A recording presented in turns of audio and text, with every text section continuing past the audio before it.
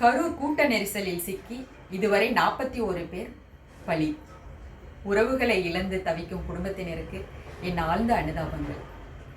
மீதி 111 பேர் மேல் சிகிச்சைக்காக அரசு மற்றும் தனியார் மருத்துவமனையில் அனுமதிக்கப்பட்டு சிகிச்சை பெற்று வருகின்றனர். யாரையும் குறை சொல்லாம இப்ப இவங்களுக்கு என்ன தேவைன்னு பார்க்கறது தான் முக்கியம். இவங்க சிகிச்சை முடிந்து நலமோடு வீடு திரும்ப வேண்டும்.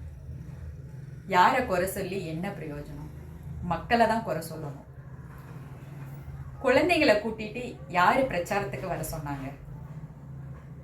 பச்சிலம் குழந்தைய தூக்கிட்டு வந்து அந்த கூட்டத்துல கொண்டுட்டாங்க.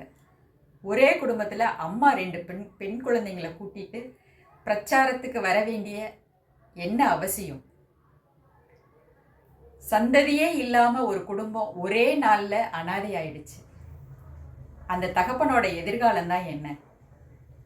பிரச்சாரத்துக்கு குழந்தைங்க, கர்ப்பிணிகள், முதியோர்களை கூட்டிட்டு வராதீங்கன்னு பல சமயங்கள்ல பல கட்சிகள் சொல்லியாச்சு.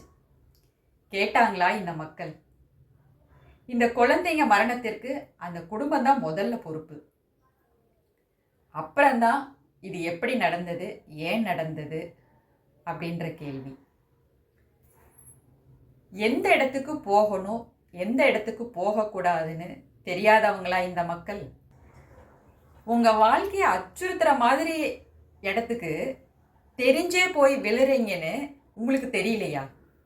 யாருமே உயிரை மதிக்கிறதே இல்லை. ஒரு கூட்டத்துக்கு போகும்போது அங்க இட வசதி இருக்கா, குடிநீர் வசதி இருக்கா, ஆபத்தான சமயங்கள்ல வெளியேற வழி இருந்தா மட்டும்தான் போகணும்.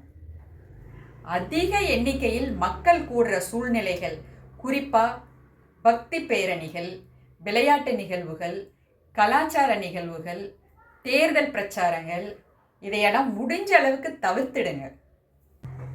உங்களுக்கு ஒரு உயிர் அவ்வளவு சாதாரணமா போச்சா? இந்த உயிர் சேதத்தை பார்த்தாவது இனிமேலாவது திருந்துங்க. யாரு ரோட் ஷோ நடத்தினாலும், கட்சி கூட்டத்திற்கு வேன் வச்சு கூட்டிட்டு போனாலும் போகாதீங்க.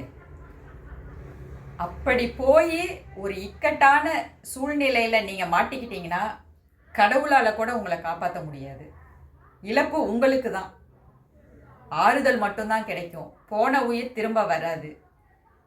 இந்த நிகழ்வுக்கு யாரும் பொறுப்பேற்றுக்க மாட்டாங்க. இதுதான் உண்மை. இது உங்களுடைய வாழ்க்கை. இந்த மாதிரி நிகழ்வுகளில் போய் ரிஸ்க் எடுக்காதீங்க. சூழ்நிலை மாறும்போது யாரும் யாரையும் காப்பாற்றவோ பாதுகாக்கவோ முடியாது. பாதுகாப்பில்லாத கூட்டமாக இருந்தா உடனே வெளியேறி வீட்டுக்கு போயிடுங்க.